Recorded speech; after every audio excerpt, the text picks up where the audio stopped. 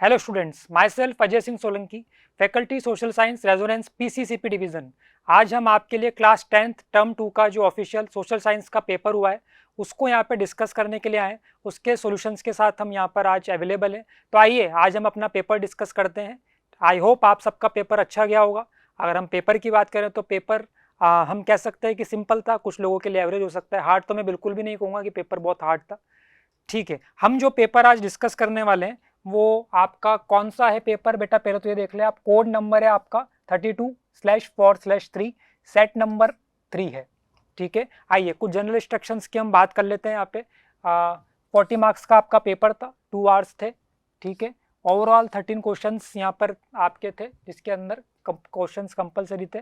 5 sections के अंदर हमने इसको डिवाइड कर रखा था। सेक्शन है 1 to 5 आपका 2 मार्क्स का था। 6 to 8 बेटा आपका 3 मार्क्स का था।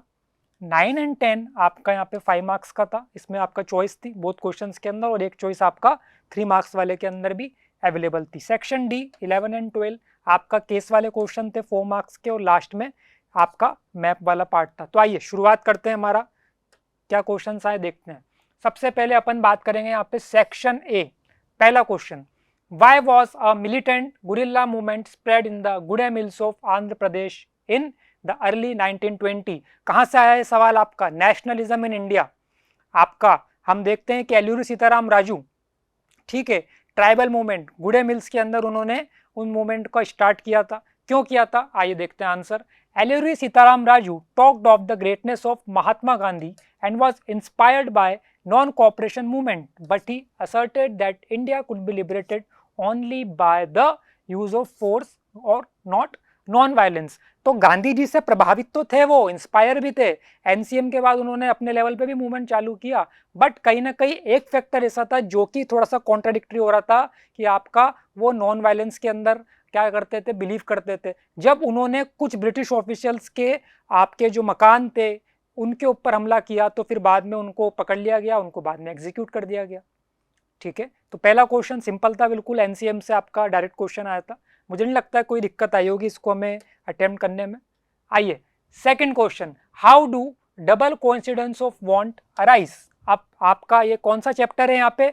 मनी एंड क्रेडिट, इकोनॉमिक्स का आपका मनी एंड क्रेडिट वाला चैप्टर है। डबल कोइंसिडेंस ऑफ वांट्स क्यों अराइज होती हैं? If both parties agree to buy and sell each other commodities respectively, then it is known as double coincidence of want। A person है और एक B person है। जब दोनों ही क्या कर रही हैं, पार्टीज एग्री है किसी चीज के लिए, बाय करने के लिए, सेल करने के लिए, दोनों तरफ से जब आपका क्या हो रहा है, आपका डिमांड आ रही है, तब जाकर के हम कह सकते हैं कि वो ट्रांजेक्शन हो सकता है। आपका एग्जाम्पल ले लेते हैं कि मुझे कोई चीज़ सेल करनी है मार्केट में, बट मुझे बायर ही नहीं मिल पा रहा, तो कैसे वो ट्रांजेक्शन हो पाएगा? ठीक है, तो अनदर क्वेश्चन जो कि बहुत बेसिक सा था, और आई होप आपने इसको सही करा होगा। Next, classify industries on the basis of capital investment. Manufacturing industries, geography. On the basis of capital investment, small scale industries with maximum investment of up to ₹1 crore and large scale industries with investment above 1 crore. तो जब आप classification पढ़ते हैं बेटा, तो उसके अंदर से डायरेक्ट क्वेश्चन आपका पूछा गया है। तो ये तो सबने ही किया होगा सॉल्व, मुझे पूरा भरोसा है। जितने बच्चों ने भी दिया होगा 90% बच्चों ने ये वाला सवाल तो आपका सही करके ही आए होंगे।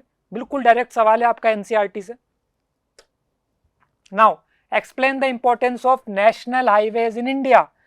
चैप्टर आपका कौन सा आ गया है? Lifelines of national economy, again from geography. बहुत बेसिक सा सवाल है, नेशनल हाईवे की क्या इंपॉर्टेंस है। ठीक है, तो नेशनल हाईवे क्या करते हैं, आपका अलग अलग पार्ट्स को, कंट्री के अलग अलग स्टेट्स को क्या करते हैं, कनेक्ट करने का काम करते हैं। मुझे कोटा से दिल्ली जाना है, मुझे कोटा से पंजाब जाना है, तो नेशनल हाईवे के थ्रू मैं आराम से क्या कर सकता हूँ, ट्रेवल कर सकता हूँ। इसके अलावा these are the primary road system and are laid and maintained by the CPWD। ठीक है, सेंट्रल पब्लिक वर्क डिपार्टमेंट के द्वारा इनको मेंटेन किया जाता है।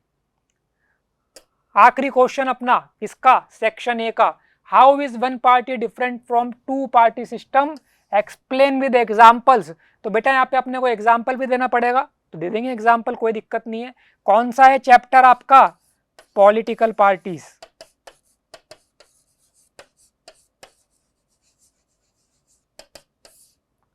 One party system, in this party system only one party is allowed to control and run the government. कहां पर था आपका चाइना। एनसीईआरटी में अपन ने जब ये चैप्टर पॉलिटिकल पार्टीजम पढ़ते हैं तो उसके अंदर आपका पार्टी सिस्टम करके एक टॉपिक दे रखा है, वन पार्टी, आपका बाय पार्टी और मल्टी पार्टी सिस्टम। तो वहां से ये क्वेश्चन आपका पेपर के अंदर आया था और ऐसा सिस्टम हमें चाइना में देखने को मिलता है। ठीक है, वन पार्टी। अगर कोई और पार्टी बनती हुई है तो फिर ये कहीं ना कहीं इसका सबऑर्डिनेट में ही काम करेगी। टू पार्टी सिस्टम, यहाँ पर क्या रहता है, two parties have a serious chance to win majority and form the government. The power usually changes between two man party, और ऐसा कहां पे देखने को मिलता है हमें, यूएसए एंड यूके। ठीक है, नाउ सेक्शन बी पे आते हैं अपन। Why did Mahatma Gandhi decide to withdraw the non-cooperation movement in February 1922? ठीक है, नेशनलिज्म इन इंडिया से आया आपका सवाल। आइए देख लेते हैं एनसीएम को क्यों विड्रॉ किया गया था। ठीक है, द मूवमेंट बिकेम वायलेंट। अब कहां पर वायलेंट हुआ था, आपका चौरी चौरा। कहां पर आता है, गोरखपुर। गोरखपुर कहां पे, आपका उत्तर प्रदेश में। चौरी चौरा कपड़े का व्यापार होता था, वहां पर एक केंद्र था ऐसा कि वहां पर अलग अलग जगह से लोग बाग कपड़े का व्यापार करने आते थे। ठीक है, हुआ क्या वहां पर आपका, अ पीसफुल डेमोस्ट्रेशन इन अ बाजार टर्न्ड इनटू वायलेंट क्लैश इन विच मोर देन 20, ठीक है, कभी भी कहीं पे 20 मिलेगा, कहीं 22 मिलेगा, more than 20 policeman were killed. अब एक तरफ से जो हमारे इंडियंस है वो प्रोटेस्ट कर रहे हैं पीसफुली, उधर से जो आपके पुलिस वाले हैं उन्होंने क्या किया कि आप लोग प्रोटेस्ट मत करिए। ये जो क्लैश था वायलेंट हो गया, लोग बाग उग्र हो गए। लोग बाग इतने ज़्यादा उग्र हो गए कि उन्होंने पुलिस वालों पर क्या कर दिया, हमला कर दिया। और उसके अंदर क्या हुआ था, 20 से ज़्यादा पुलिसमैन क्या हो गए थे, किल्ड हो गए थे, मारे गए थे, आग ही लगा दी गई थी थाने के अंदर बंद करके। और गांधी जी तो आपको पता है कि इन सब चीज़ों से बिल्कुल दूर रहते थे, अहिंसा वाली बात करते थे वो। तो अगर 20 लोगों को मारा जा रहा है तो ये तो बहुत बड़ा एक उनके लिए एक ऐसा इवेंट था जो उनको झटका लगा होगा। तो उन्होंने बोल दिया कि भाई मैं तो एनसीएम क्या कर रहा हूँ, अब कॉल ऑफ करूंगा, बंद करूंगा। Gandhi ji felt that the satyagrahis needed to be properly trained before they would be ready for mass struggle. इसलिए यहाँ पे एनसीएम को क्या कर दिया गया था, रोक लगा दी गई, विड्रॉ कर लिया गया। फिर चॉइस वाला क्वेश्चन है, how did the first world war create a new economic situation in India. आइए देखते हैं। फर्स्ट वर्ल्ड वॉर, जब आप नेशनलिज्म इन इंडिया चैप्टर पढ़ते हैं तो सबसे पहला जो टॉपिक है वही आपका यहाँ से सवाल बन चुका है आपका। तो हमें उसमें से 3 पॉइंट्स, जनरली वहाँ पे 4 to 5 पॉइंट्स दे रखे हैं आपको एनसीईआरटी में, उसमें से हमने वो 3 पॉइंट्स ले लिए हैं। आइए डिस्कस करते हैं। पहला point, the British government raised taxes, custom duties and income tax in India to finance the war expenditure. तो हम तो पढ़ते हुए आ रहे हैं इतिहास के अंदर, हिस्ट्री के अंदर, कि जब भी कहीं पर आप वॉर कर रहे हो तो उसका जो खर्चा हो रहा है उसको फुलफिल करने के लिए आपका टैक्स तो कहीं ना कहीं बढ़ाया जाएगा। अब जब टैक्स बढ़ाया जाएगा, कस्टम ड्यूटीज बढ़ाई जाएंगी तो लोग बाग परेशान हो जाएंगे।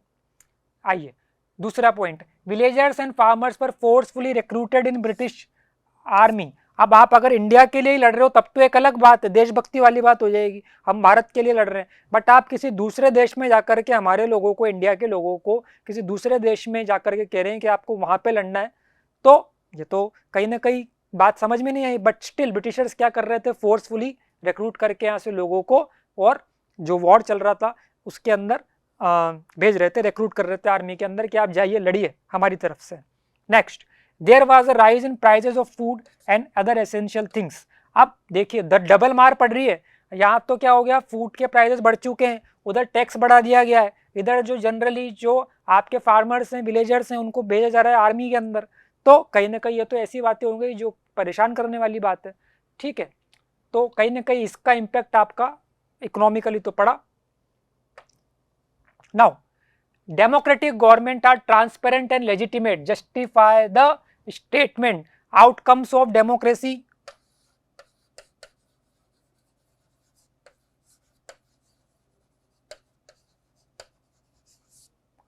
एनसीईआरटी हम जब पढ़ते हैं तो उसके अंदर आपका अकाउंटेबल, रेस्पॉन्सिबल, लेजिटिमेट गवर्नमेंट करके एक टॉपिक आता है, वहीं से आपका ये सवाल लिया गया है। आइए समझते हैं क्या करना है, हम इसके अंदर क्या आंसर दे सकते हैं। चालू करते हैं। Democracy produces an accountable government as the people have the right to choose their representative through the electoral process, accountable, जवाबदेही बनती है, ऐसी सरकार डेमोक्रेसी के अंदर बनेगी जहां पर लोगों को अधिकार होगा उनके रिप्रेजेंटेटिव चूज करने का। और ये तो हमें पता भी है, हर 5 साल में इलेक्शंस होते हैं तो आपके मम्मी पापा जाते हैं ना वोट डालने, बिल्कुल वैलिड बात है। सेकंड पॉइंट पे आए अपन, these elected representatives form the government and participate in the decision making process on behalf of the people, this is known as transparency। अब जो हमने जनप्रतिनिधि चुने हैं, जो हमने रिप्रेजेंटेटिव चुने हैं, वही तो आपका, अगर अपन बात करें पार्लियामेंट में जाएंगे, लोकसभा में या स्टेट में विधानसभा में जाएंगे, हमारे बिहाफ पर जनप्रतिनिधि बन के हमारे, और जो भी हमारी डिमांड्स हैं उसको वहां पर रखी जाएगा, ये भी बात सही है। Further, democratic government is a legitimate government because regular elections after a fixed time is its key feature। It may be slow, less efficient, but it is the people's own legitimate government। ये legitimate क्या होता है? जब आप किसी कानून के तहत, किसी लीगल प्रोसेस के तहत, किसी रूल्स एंड रेगुलेशंस के तहत कुछ काम कर रहे हैं तो that will be your legitimate. और जो हमारी गवर्नमेंट है, तो ऐसा बताया गया है ना हमारे कॉन्स्टिट्यूशन के अंदर कि हर 5 साल में आपको चुनाव कराने हैं, तो होते हैं चुनाव। कौन कराता है चुनाव? Election commission. Now coming to the next question, explain the 3 important terms of credit. तो वापिस से आपका मनी एंड क्रेडिट से सवाल आ चुका है।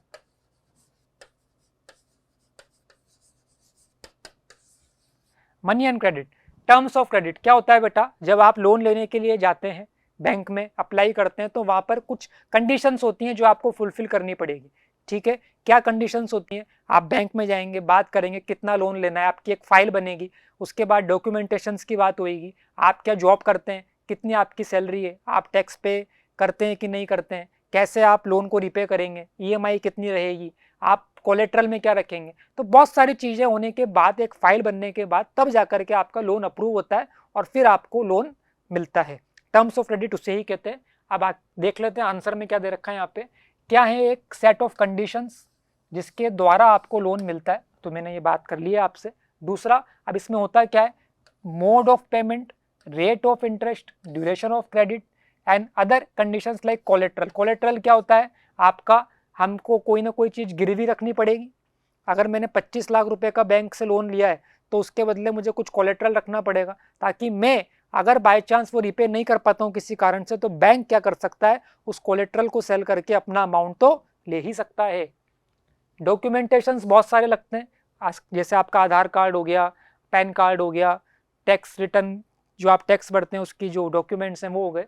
ठीक है, next point, the terms of credit में very according to the situation of the lender and the borrower. तो हाँ, ये वेरी कर सकते हैं। अब इसमें अलग अलग आपका गवर्नमेंट के द्वारा, जैसे फार्मर्स हो गए, बिजनेसमैन हो गए, तो अलग अलग लोगों के लिए, अलग अलग सेगमेंट्स के लिए थोड़ा बहुत इसके अंदर चेंजेस रूल्स के अंदर हो सकते हैं। Coming to section C, examine any 5 major challenges faced by political parties. तो पॉलिटिकल पार्टीज से आपका सवाल आया है और बिल्कुल डायरेक्ट सवाल है, टॉपिक ही दे रखा है आपको एनसीईआरटी के अंदर, डायरेक्ट सवाल उठ करके आइए, चैलेंजेस क्या हैं। ठीक है, तो मुझे पूरी आशा है कि आपने इसको पूरा अच्छे से वहाँ पे इसको लिख करके आए होंगे आप आंसर शीट में अपनी। आइए डिस्कस करते हैं। पहला point, the parties are lacking internal democracy which keeps many prospective leaders deprived of their right. Internal democracy, हमने देखा कि जब भी चुनाव होते हैं राज्यों के अंदर, स्टेट के अंदर, तो किसी एक जगह पर, सेंट्रल जगह पर बैठ करके, आपका दिल्ली में बैठ करके तय हो जाता है किसको टिकट देना है, किसको टिकट नहीं देना है, वहीं से बैठ करके टिकट्स फाइनलाइज किए जाते हैं। तो एक जो बेसिक का आपका एक ट्रांसपेरेंसी होनी चाहिए, क्राइटेरिया होना चाहिए कि जो लोग मेहनत कर रहे हैं, जो लोग काम कर रहे हैं पार्टी के लिए, उन्हें अपलिफ्ट किया जाए, अपग्रेड किया जाए, रादर देन कि हमारे ऊपर तो बस एक लिस्ट आ जाती है जिसमें बता दिया जाता है कौन चुनाव लड़ेगा, कौन नहीं लड़ेगा। तो इंटरनल डेमोक्रेसी नहीं रहती है, जिसकी वजह से कई लोग असंतुष्ट भी रहते हैं। Second point, there have been dynastic succession in many political parties. अब आपका एक ही परिवार से लगातार जो टॉप पोजीशन से पार्टी की, वहां पर लोग बाग आकर के क्या कर रहे हैं, विराजमान है, बैठे हुए हैं, हट ही नहीं रहे, हट भी जाते हैं तो उनका ही परिवार का कोई और आ जाता है। तो जो बाकी लोग बाग काम कर रहे हैं पार्टी के लिए, उनको कभी मौका ही नहीं मिल पाता टॉप पोजीशंस पे आने का। ये भी गलत चीज़ है, ये भी एक चैलेंज है जो पॉलिटिकल पार्टीज फेस करती हैं। ठीक है, the party sometime involve the use of money and muscle power. Money and muscle power. आपने देखा कि आपका चुनाव आते हैं तो इलेक्शन मैनिफेस्टो आता है, चुनावी घोषणा पत्र आता है, अलग अलग पॉलिटिकल पार्टी से जो लीडर्स है जो चुनाव लड़ रहे हैं आपसे बोलते हैं हम प्रेशर कुकर देंगे, टैबलेट देंगे, मोबाइल देंगे, साइकिल देंगे, बहुत सारे वादे किए जाते हैं, ठीक है। प्रलोभन दिया जाता है कि आप हमें वोट डालेंगे तो हम ऐसा बदलाव लेकर के आ जाएंगे। मनी, मसल पावर, कई बार लोगों को डराया जाता है, धमकाया जाता है, बट आज की तारीख में हम अगर बात करें तो इन केसेस में काफ़ी कमी आ गई है। इलेक्शन कमीशन पूरी नज़र रखता है जब भी चुनाव होते हैं किसी जगह पर, और कोई भी व्यक्ति अगर इस तरह की हरकत करता हुआ पाया जाता है तो उसके खिलाफ एक्शन लिया जाता है। तो ये पहले होता था, बूथ कैप्चरिंग हो गया या लोगों को डराया जा रहा है, बट अब इस केसेस में कमी आ गई है हमारे यहाँ पे कंट्री के अंदर। Different political party do not have significant ideological differences among them. अब एक बात ये आती है कि हम पार्टी, एक बार ए पार्टी आई फिर 5 साल बाद बी पार्टी आ गई, कोई बेसिक बहुत ज़्यादा डिफरेंस नहीं है पार्टीज के अंदर, कोई बहुत ज़्यादा बदलाव लेकर के नहीं आ रहे हैं वो कि जनता को लगे कि हाँ भाई हम पार्टी अगर बदल के दूसरे को ऑप्शन देते हैं, दूसरी पार्टी को मौका देते हैं सरकार बनाने का, तो कुछ बहुत बदलाव कर देंगे, कुछ बहुत बड़ा चेंजेस लेकर के आ जाएंगे हमारे लिए। तो ये भी एक चैलेंज है। Leaders keep on changing their party thus resulting in unstable government. Women's participation is also major area of concern.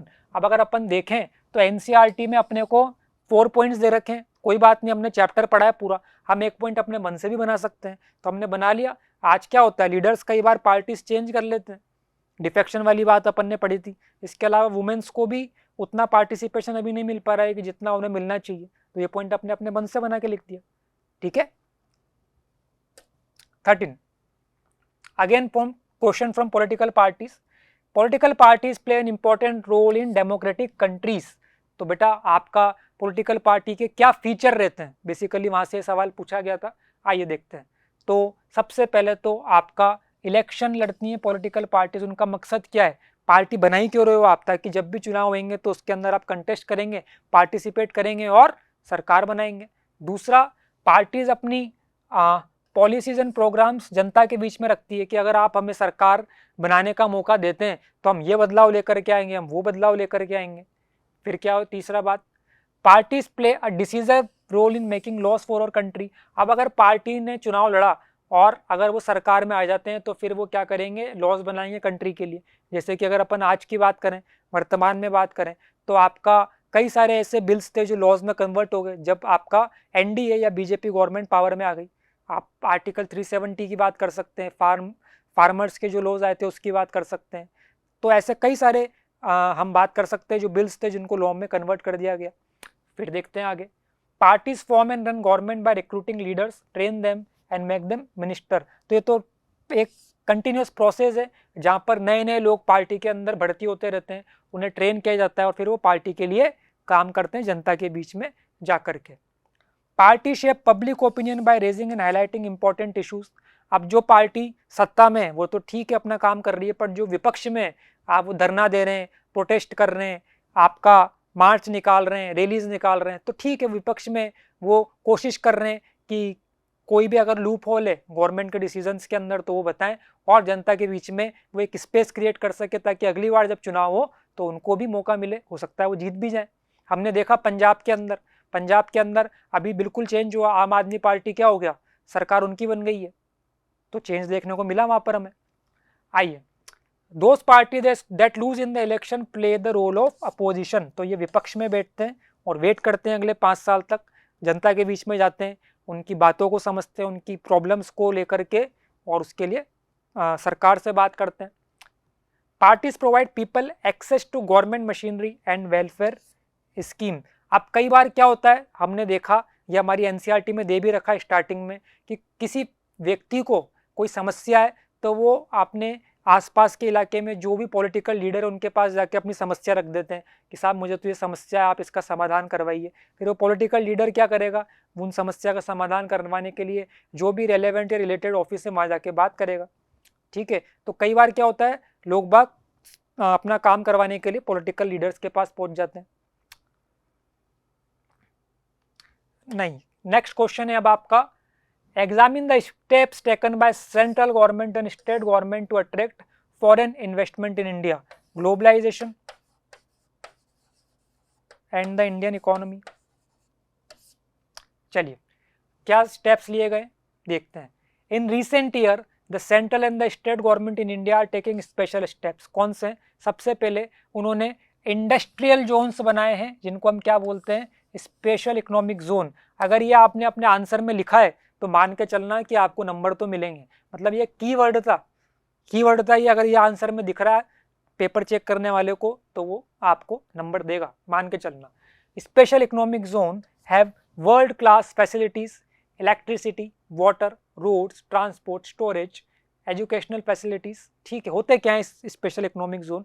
Generally एक क्लासीफाई कर दिया जाता है एक बड़े से एरिया को जहाँ पर अलग अलग कंपनीज अपने प्लांट लगा सकते हैं, अपनी फैक्ट्रीज लगा सकते हैं, और यहाँ पे कुछ रिबेट दी जाती है। रिबेट किस चीज़ की? टैक्स पे करना है आपको, या और कुछ अलग अलग आपका सिंगल विंडो क्लियरेंस रहती है, आप आइए और आपको वन टाइम रजिस्ट्रेशन कराइए, आप अपना काम चालू कर सकते हैं। ठीक है, तो जनरली इसके अंदर वो यूनिट्स लगाई जाती है जिनका मेनली एक्सपोर्ट करने का काम है। ठीक है, या बाहर की कोई कंपनीज है तो उनको मौका दिया जाता है ताकि आपको उन कंपनीज को कोई ज़्यादा दिक्कत ना आए। Companies who set up production unit in the SEZ do not have to pay taxes for initial 5 years. तो ये अट्रैक्ट करने का तरीका है कि आप आइए हमारे यहाँ पे प्लांट लगाइए। Government has also allowed flexibility in the labour laws. ठीक है, अब आप अपने हिसाब से लोगों को रिक्रूट कर सकते हैं। ठीक है, पार्ट टाइम कर सकते हैं, फुल टाइम कर सकते हैं, जब जरूरत पड़ रही है तब काम पे रख सकते हैं। फ्लेक्सिबिलिटी भी प्रोवाइड कराते हैं लेबर लॉस के अंदर कुछ चेंजेस करके। The companies in the organise sector have to obey certain rules that aim to protect the worker right. But ऐसा नहीं है कि आप कभी भी किसी को काम से निकाल देंगे, कुछ तो एक सर्टेन लिमिटेशंस रहती हैं हर जगह पे। तो आप ऐसा नहीं है कि आप बिल्कुल ही क्या करें, किसी को काम पे रख लिया फिर निकाल दिया। तो हाँ, कुछ रूल्स एंड रेगुलेशंस हमें फॉलो करने पड़ते हैं। ठीक है, अब ये मैंने बताया दिया है कि रेगुलर बेसिस की जगह कंपनीज क्या करती हैं, शॉर्ट पीरियड के लिए लोगों को रिक्रूट करती हैं। Now impact of globalisation in India, ये भी उसी चैप्टर से सवाल है आपका, और डायरेक्ट सवाल है, बिल्कुल बिल्कुल डायरेक्ट सवाल है, कोई इसको घुमाया फिराया नहीं गया है। आइए देखते हैं। पहला point, globalization resulted in more competition among producers both local and foreign. It gives greater choice of goods with improved quality at lower prices. आपका ग्लोबलाइजेशन से हमें क्या फ़ायदा मिला है ये बात की गई है, तो देखिए पहली बात तो भैया हमें ग्रेटर चॉइस। अब अपन यहाँ पे एग्जांपल अगर मोबाइल का ले लेते हैं तो मोबाइल ग्लोबलाइजेशन के बाद अलग अलग कंपनीज के मोबाइल, ठीक है, क्वालिटी में इम्प्रूवमेंट आया, ठीक है, और प्राइजेस के अंदर भी चेंजेस आए। ठीक है, तो तीन चीज़ें तो हमें यहीं पे मिलेगी पहले पॉइंट में। दूसरा देखते हैं, MNC have increased their investment in India in cell phones, automobiles, soft drink services such as banking in urban areas। ठीक है, MNCs अलग अलग आ रही हैं। हम अगर देखें किया की बात कर लेते हैं, मैकडोनल्ड की बात कर लेते हैं, HSBC बैंक की बात कर लेते हैं। ठीक है, कई सारे ऐसे फॉरेन कंपनीज है जो इंडिया में अपना प्लांट लगा रही हैं। एप्पल की हम बात कर सकते हैं। नाउ जब प्लांट्स लगेंगे तो जॉब्स क्रिएट होंगे। Many jobs have been created and local companies supplying raw materials and services to this industries है प्रॉस्पर्ड। अब देखिए मैकडोनल्ड की हम बात कर रहे थे यहाँ पे, तो अगर आप उसके अंदर बर्गर खाने जा रहे हैं तो जो लोकल लेवल पे जो आपका पोटैटो है, आलू है, ये सब तो लोकल कहीं ना कहीं कॉन्टेक्ट करेंगे और वहीं से मंगाएंगे, तो वो लोग भी प्रॉस्पर होंगे जो रॉ मटेरियल प्रोवाइड कर रहे हैं इन कंपनीज को या इनकी फ्रेंचाइजीज को। आगे देखते हैं, globalisation brings in new and improved technology by which even the local companies benefit। बिल्कुल, आपका ग्लोबलाइजेशन के वजह से जो वर्ल्ड के अंदर लेटेस्ट टेक्नोलॉजीज चल रही हैं वो आज हमारे कंट्री में भी अवेलेबल है। जो हमारे यहाँ पे सिटीजन्स हैं वो भी उन सर्विसेज को अवेल कर पा रहे हैं। हम मोबाइल्स के अंदर देखें, ऑटोमोबाइल्स के अंदर देखें, आपका लैपटॉप्स हैं, इंफॉर्मेशन टेक्नोलॉजी को देखें, कितने सारे नए नए चेंजेस, इनोवेशंस, लगातार बदलाव आते ही जा रहे हैं। कभी किसी ज़माने में कीपैड मोबाइल आया करता था, अब उसके बाद कितने सारे बदलाव आते ही जा रहे हैं मोबाइल के अंदर। एंड्रॉयड का देखें तो उसके अंदर भी नए नए आपका वर्जन्स आते जा रहे हैं। ठीक है, some large Indian companies like Infosys, Tata, Asian Paints, Ranbaxy have emerged as MNC। तो इंडिया की कंपनीज भी MNC बन गई हैं और वो बाहर अपना काम कर रही हैं। ठीक है, अब call centre, IT related services भी क्या होता है कई बार new companies that provide call centre, IT related services, accounts and administrative jobs have established. समझना ये पॉइंट क्या है, जैसे कि आपका कोक है, पेप्सी है, तो उनका जो कोर काम है वो उसी पे रहेंगे, जो उनका रिसर्च एंड डेवलपमेंट वाला सेल है वो उसी पे लेंगे। आपका कॉलिंग वाला काम या कोई उस तरीके का काम जो ज़्यादा जरूरी नहीं है वो क्या कर देते हैं, उसको आउटसोर्स कर देते हैं। आइए अब आता है आपका सेक्शन डी। अगले पड़ाव पर आ गए अपन पेपर के केस स्टडी। पहला केस देख लेते हैं आपका, challenges faced by the jute industry include stiff competition in the international market for synthetic substitutes and from other competitors like Bangladesh, Brazil, Philippines, Egypt and Thailand. However, the internal demand has been on the increase due to government policy of mandatory use of jute. Jute की बात कर रहे हैं अपन, jute की बात कर रहे हैं, jute packaging. To stimulate demand, the products need to be diversified. In 2005, National Jute Policy was formulated with the objective of increasing productivity, improving quality, ensuring good prices to the jute farmers and enhancing the yield per hectare. तो यहाँ पे jute के regarding बात की गई है। एक simple सा आपको केस दिया गया है जिसके आपको आगे क्वेश्चंस मिलेंगे और उसका हमें सॉल्यूशन देना है। पहला, कौन से 2 चैलेंजेस है जो जूट इंडस्ट्री फेस कर रही है? पहला, इंटरनेशनल मार्केट से स्टिफ कंपटीशन। अच्छा, आपने देखा होगा आज से 10-15 साल पुरानी बात ही करूंगा मैं, या आज भी अगर आप देखोगे तो जो आपका गोल्डन कलर का या ब्राउनिश कलर का जूट के बैग आया करते थे पहले, बट अब उनका उतना ज़्यादा इस्तेमाल नहीं होता है क्योंकि उनकी जगह किसने ले लिया? आपका सिंथेटिक सब्स्टिट्यूट ने ले लिया। वरना पहले आपका जूट को गोल्डन फाइबर भी बोलते हैं, ठीक है। तो उस तरह के सैक या कट्टे पहले आपको जो आपके मम्मी पापा है उनसे पूछिएगा, जरूर देखने को मिलेंगे। पहले तो बहुत इस्तेमाल होता था जूट, जनरली वेस्ट बंगाल के आसपास इसका बहुत ज़्यादा प्रोडक्शन होता है। दूसरा, हमारे जो कॉम्पिटिटर हैं लाइक बांग्लादेश, ब्राज़ील, यहाँ से भी एक कंपटीशन मिल रहा है। दूसरा सवाल, what was the main objective of national jute policy? क्या था भाई? आपका प्रोडक्टिविटी बढ़ानी है पहली बात तो, ठीक है, क्वालिटी बढ़ानी है, गुड प्राइजेस को इंश्योर करना है to the jute farmers and enhancing the yield per hectare. ये दे रखा है अपने को केस में पीछे। How has the jute industry once again open the new opportunity for its product? देखते हैं। The growing global concern for environment-friendly, biodegradable material has once again opened the opportunity for jute products. आप देखोगे तो आज की अगर मैं बात करूँ प्रैक्टिकल अपन एक्सपोजर पे जाते हैं तो जूट के कारपेट्स भी बन रहे हैं, पायदान होते हैं, आपने सुना होगा, वो भी जूट के बनते हैं। तो धीरे धीरे जूट को बढ़ावा देने के लिए हमारे यहाँ पे गवर्नमेंट बहुत सारे कदम उठा रही है। तो ये तो हो गया आपका पहला केस, सिंपल केस था, ज़्यादा मुझे लगता नहीं है कि दिक्कत आई होगी आपको। आइए सेकंड केस पे बात करते हैं, महात्मा गांधी थॉट्स ऑन सत्याग्रह। अब आपका एनसीईआरटी नेशनलिज्म इन इंडिया जो पहला सोर्स दे रखा है आपको, जब गांधी जी साउथ अफ्रीका में मार्च कर रहे हैं उसके बाद ही एक सोर्स दे रखा है, वहीं से ये केस आपका बना है। तो सोर्स में से बना है, थोड़ा सा लग सकता है कुछ बच्चों को जिन्होंने एनसीईआरटी प्रॉपरली नहीं पढ़ी होगी उनके लिए थोड़ा सा ये केस लग सकता है उन्हें कि हमने पढ़ा नहीं था पहले, बट जिन्होंने एनसीईआरटी पढ़ी है उनके लिए तो ये बिल्कुल सिंपल था। आइए देखते हैं। It is said of passive resistance that it is the weapon of the weak, but the power which is the subject of this article can be used only by the strong. Active और passive resistance के बारे में generally बात कर रहे हैं यहाँ पे। This power is not passive resistance, indeed it calls for intense activity. The movement in South Africa was not passive but active. Satyagraha is not physical force. A satyagrahi does not inflict pain on the adversary, he does not seek his destruction. In the use of satyagraha there is no ill will whatever. तो basically Gandhi ji का एक क्या तरीका था movement चलाने का, क्या उनकी एक आइडियोलॉजी थी कि आप सामने जो भी है उसको दुश्मन ना माने, उनके साथ लॉफुली बात करें, उसको डिस्ट्रॉय नहीं करना है, उसको हमें परेशान नहीं करना है, उसको हमें मारना नहीं है, हमें ऐसा कोई काम नहीं करना है जो कि उसको हर्ट करे, बट कानून के दायरे के अंदर रहते हुए हम अपनी बात रखें और सामने वाले से अपनी बात मनवाएं। तो सत्याग्रही जो भी होगा, जो गांधी जी को मान रहा होगा, वो कभी भी ऐसा कोई काम नहीं करेगा जो सामने वाले को हर्ट कर रहा होगा। Satyagraha is a pure soul force, truth is the very substance of the soul, that is why this force is called satyagraha. The soul is informed with knowledge, in it burns the flame of love. Non-violence is the supreme dharma. It is certain that India cannot rival Britain or Europe in force of arms. The British worship the war god and they can all of them become as they are becoming bearer of the arms. तो बिल्कुल एक basic सा आपका case था यहाँ पे। आइए देखते हैं इसके अंदर क्या क्या क्वेश्चंस दे रखे हैं। What type of movement Gandhi ji organized in South Africa? तो गांधी जी ने organized a peaceful but active satyagraha movement in South Africa, ठीक है।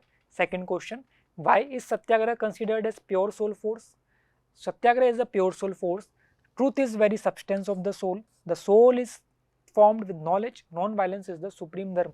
तो ये आपको केस में से ही निकाल के आंसर यहाँ पे देना था. How is Gandhi ji described passive resistance?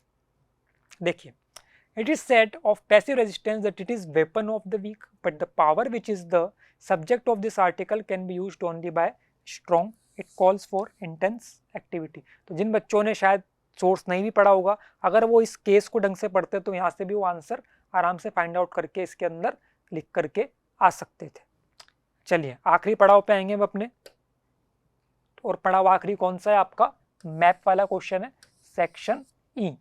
ठीक है, तो आपको कौन कौन सा यहाँ पे मैप मार्क करना है, आइए देख लेते हैं. पहला, the place where National Congress session was held in September. तो कहाँ पे हुआ था भाई? कलकत्ता में हुआ था. पढ़ा भी था हमने, और मुझे पूरा विश्वास है कि आप इसको सही करके आए होंगे.